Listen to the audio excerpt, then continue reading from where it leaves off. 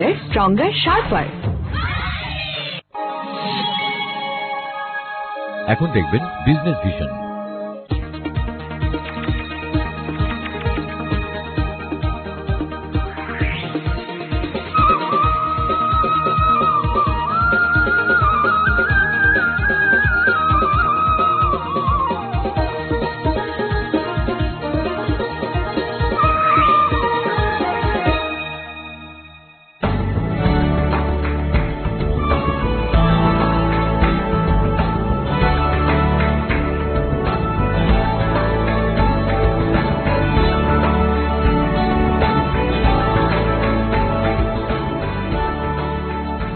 বাংলা ভিশনের সাপ্তাহিক আয়োজন বিজনেস ভিশনে প্রত্যেককে স্বাগত জানাচ্ছি। আমি ইয়াসির ইয়ামিন। আজ আমার সঙ্গে স্টুডিওতে অতিথি হিসেবে রয়েছেন দেশবন্ধু গ্রুপের উপব্যবস্থাপনা পরিচালক এম.এ. বশির আহমেদ। আপনাকে স্বাগত জানাচ্ছি। ধন্যবাদ। আপনার সঙ্গে আমরা অর্থনীতির কিছু কথা বলতে চাই, শুনতে চাই আপনার কাছ থেকে। আপনি জানেন যে এটি নির্বাচনের বছর। নির্বাচনের বছরে আপনি একজন উদ্যোক্তা হিসেবে আপনার কি মনে হয় অর্থনীতিতে কোনো অস্থিরতা কি রয়েছে? আপনাকে ধন্যবাদ। প্রথমে ধন্যবাদ জানাচ্ছি বাংলা ভিশনকে আমাকে আমন্ত্রণ জানানোর জন্য। আপনি যে কথাটা বললেন যে নির্বাচনের বছরে ব্যবসা বাণিজ্যে অর্থনীতিতে কোনো টেনশন আসছে কিনা। হ্যাঁ, ইন জেনারেল যদি আমরা বলতে চাই তাহলে নির্বাচনের বছরে অনেক উদ্যোক্তাই অপেক্ষা করতে থাকেন, দেখতে অপেক্ষা করেন যে নির্বাচনকে উপলক্ষ করে অর্থনীতিতে কোনো টেনশন আসবে কিনা, নেতিবাচক কোনো প্রভাব আসবে কিনা। বিনিয়োগকারীরা সাধারণত ওই দেশে ওই সমাজেই বিনিয়োগ করতে আগ্রহী হয় যেখানে বিনিয়োগ প্রত্যাবাসনের নিশ্চয়তা থাকে, সাথে সাথে মুনাফা করার সুযোগ থাকে। তো যেহেতু নির্বাচনের বছর কিছুটা তো টেনশন থাকবেই, বাট ওভারঅল আমাকে যদি আপনি বলেন যে এই বছরের কথা যদি বলতে হয় তাহলে একটু মনে হয় ডিফারেন্ট হবে, একটু ভিন্নতা আছে অন্য নির্বাচনের বছরগুলো চাইতে। আপনি যদি কম্পেয়ার করেন 2008, 2009 এর সাথে 2013-14 এবং 13-14 সাথে যদি 18 সালের নির্বাচনের কথা চিন্তা করেন তাহলে আমি বলবো একজন ব্যবসা বাণিজ্যের লোক হিসাবে আমি বলবো অনেকটাই হয়তো পজিটিভ দিকে আমরা চলে আসছি, অনেকটাই স্বস্তিতে আছি। কারণ রাজনৈতিক দলগুলো আমার যতটুকু মনে হয় ওনারা বুঝতে পেরেছেন যে অর্থনীতি তার নিজস্ব গতিতে চলতে দিতে হবে, না হলে রাজনীতির নেতিবাচক প্রভাবের কারণে জনগণ থেকে তারা বিচ্ছিন্ন হয়ে যাবেন। এটা হয়তো বুঝে গেছেন। এই মুহূর্তে বাংলাদেশের অর্থনীতিকে যদি আপনাকে মূল্যায়ন করতে বলি এবং এর সঙ্গে যদি জানতে চাই যে বিনিয়োগের চিত্র এটি আসলে এই মুহূর্তে কেমন?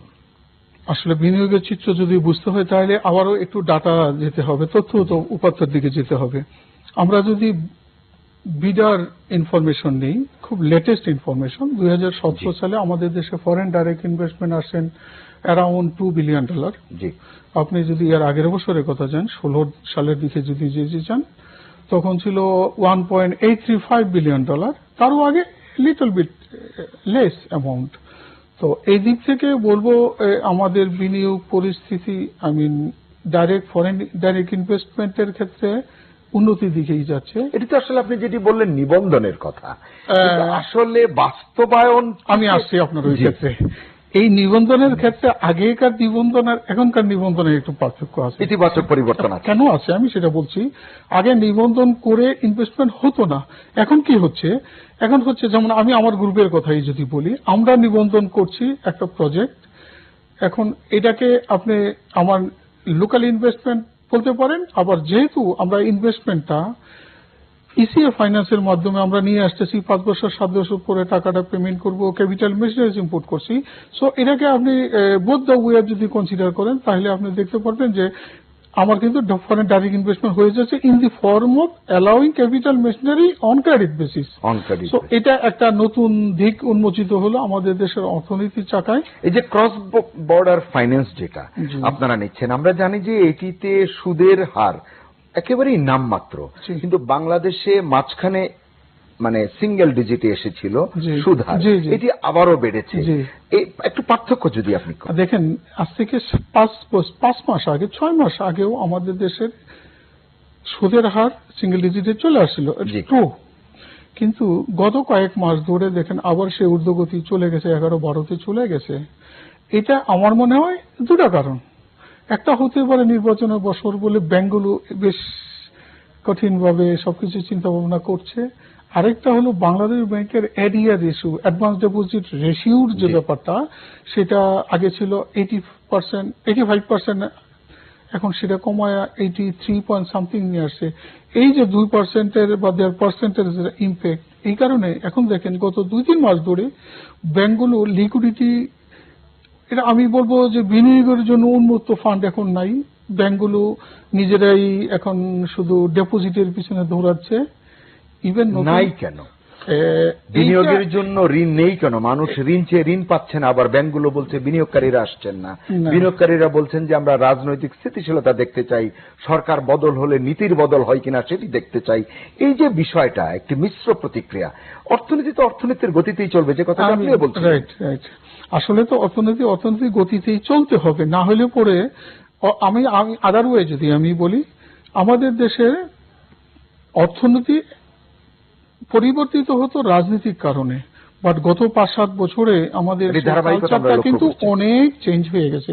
এবং অর্থনীতির সেই ধারাবাহিকতা, পলিসির ধারাবাহিকতা, এবং গত 8-9 বছর একই পলিসিতে থাকার কারণে, একই সরকার একই দল ক্ষমতায় থাকার কারণে অনেকটাই একটা স্থিতিশীলতা আসছে, এবং বিদেশি বিনিয়োগকারীদেরও বেশ আস্থা অর্জন করতে সক্ষম হয়েছে। এটার কারণ হলো আপনি যে কথাটা বললেন, সরকারের পরিবর্তনের সাথে সাথে যদি আমার অর্থনৈতিক নীতি পরিবর্তন হয়ে যায়, তাহলে কিন্তু বিনিয়োগকারীরা উৎসাহিত হবেন না, বিদেশিরা আসবেনই না। আপনি যে কথাটা বলছিলেন আমাদের দেশে ইন্টারেস্ট রেট, আমি একটু এখানে ইন্টারফেয়ার করতে চাই আপনাকে, যে সিঙ্গেল ডিজিটে আসছিলেন আবারও চলে গেলেন সেই 11-12%, 12, 13, 14, যে যেভাবে। আপনি যদি সিঙ্গেল ডিজিটেও ধরেন 9%, 8%ও ধরেন, তাহলে আমাদের ব্যবসাতে আমরা এখন ব্যবসার মূল এরিয়াটা কোথায়? Textile and garments and some other areas, যেগুলো বেসিক্যালি আমরা লেদারে করা যেতে পারে, জুট হতে পারে, ঔষধ শিল্প আছে। তো এগুলোর মার্কেটটা কোথায়? একটা, আমি যদি আমার গার্মেন্টস এর কথা বলি, গার্মেন্টস এর এক্সপোর্টিং মার্কেট হলে ইউরোপ, আমেরিকা, আর আপনি জাপানে করলেন। তো সেই একই মার্কেটে ভিয়েতনামিজরাও ব্যবসা করছে, চাইনিজরাও করছে। তো আপনি যদি চায়না এবং ভিয়েতনামের ইন্টারেস্ট রেটের কথা চিন্তা করেন, সেটা অ্যারাউন্ড +-3%। ফলে আমরা যদি 9 থেকে 12% ইন্টারেস্ট নিয়ে যদি ব্যবসা করি, আমি তো প্রতিযোগিতা টিকতে পারবো না। এখানে জানতে চাই যে ক্রস বর্ডার ফিন্যান্স যেটি আপনি বলছিলেন, এটি নিয়ে এক ধরনের ভীতি কাজ করে। ডলারে নিচ্ছি, ইউরোতে নিচ্ছি, পাউন্ডে নিচ্ছি, এর যদি ফ্লাকচুয়েশন হয়, রিপেমেন্টের সময় হয়তো আমাকে রসাতলে যেতে হবে, একটু যদি আপনি ভয় দূর করেন। আমি বলি আপনাকে, আমাদের দেশের ব্যবসাটা আর নো মোর লোকাল, আমরা গ্লোবাল বিজনেসে চলে গিয়েছি। রাইট। আপনি যদি টেক্সটাইল সেক্টরটাকে বলেন, আপনি যদি ফার্মাসিউটিক্যাল কথা বলেন, লেদার গুডস এর কথা বলেন, সবগুলি হলো export oriented sector. In that case কি হচ্ছে, আমি আজকে যদি ডলারে ফাইন্যান্স নিয়ে আমি ডলারে ইনকাম করি, so naturally it is hedged. So in that case কি হবে, আপনি যে কথা বলেন, এই কারেন্সি ফ্লাকচুয়েশনের ইফেক্টটা কিন্তু আমার বিজনেসে আসছে না, কারণ আমি ডলারে ঋণ নিয়েছি, আমি ডলারে ইনকাম করছি। So it is naturally hedged. এখন আপনি যদি এগ্রিকালচার সেক্টরে আপনি ফরেন লোন নিয়ে আসেন, তাহলে সেটা হয়তো আপনি করতে পারবেন না, কারণ আপনি লোকাল মার্কেটটাকে যদি আপনার বিজনেস থাকে, আপনি যদি ফাইন্যান্সটা ক্রস বর্ডারে যান, তাহলে ফরেন কারেন্সি ফ্লাকচুয়েশনটা আপনার বিজনেস। আমরা জানি যে আপনাদের গ্রুপে কয়েকটি প্রতিষ্ঠানে এই যে ক্রস বর্ডার ফাইন্যান্স নিয়ে আপনারা প্রজেক্ট বাস্তবায়ন করছেন, কিন্তু আমরা জানি, আপনিও নিশ্চয়ই জানেন, যে ইতোমধ্যেই বা গত 1-1.5 বছর 2 বছর ধরে সাবেক গভর্নর ডক্টর আতিউর রহমান থাকার সময়ও অনুমোদন সাপেক্ষে, মানে আবেদন করে অনুমোদন নিয়ে কিছু কিছু বাংলাদেশি বিনিয়োগকারী বিদেশে গিয়েছেন। এটিকে আপনি কিভাবে দেখেন? ব্যবসা বাণিজ্য যখন প্রসার হতে চায়, বিজনেসটা যখন গ্লোবালাইজড হয়ে যায়, বিশেষ করে আমরা কোথায় বাইরে ইনভেস্ট করছি, ইথিওপিয়াতে, মালয়েশিয়াতে, সেটা গার্মেন্টস সেক্টর, এই ধরনের সেক্টরেই কিন্তু গেছে। আমি জানি যে কয়েকজন গেছে, বা ঔষধ শিল্পে হয়তো বা ইনভেস্টমেন্ট হতে পারে।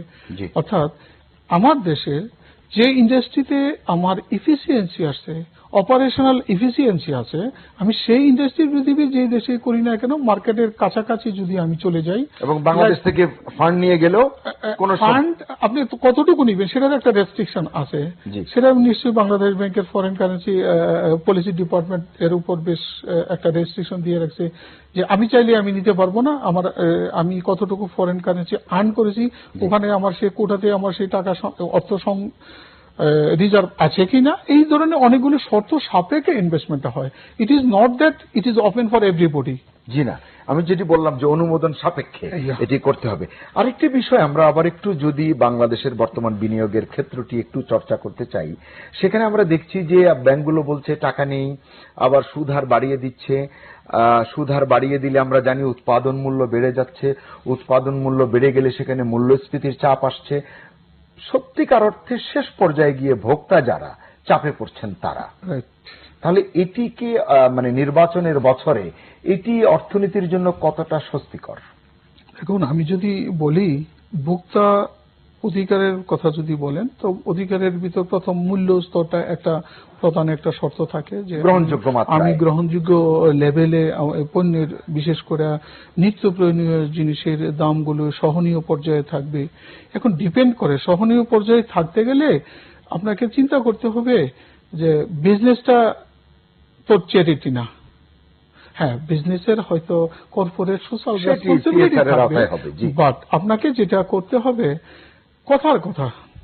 আমি যদি একটা ভোগ্যপণ্য ইম্পোর্টের কথাই বলি, যদি আপনি যেটা বলেন ইন্টারেস্ট একটা ফ্যাক্টর এই প্রাইসটাকে ইনফ্লুয়েন্স করার ক্ষেত্রে, আপনি লজিস্টিক্স একটা অ্যানাদার বিগ ফ্যাক্টর আমাদের দেশে। এটি নিয়ে আমরা কথা বলবো আপনার সঙ্গে, বন্দর এবং অবকাঠামো নিয়ে কথা বলবো। তার আগে একটি বিরতি নিয়ে আসি, তাহলে আমরা বাকি কথাগুলো আলোচনা করতে পারবো। সুপ্রিয় দর্শক, বিজনেস ভিশনে নিচ্ছি ছোট্ট একটি বিরতি, ফিরবো একটু পরেই। আশা করি থাকবেন আমাদের সঙ্গে।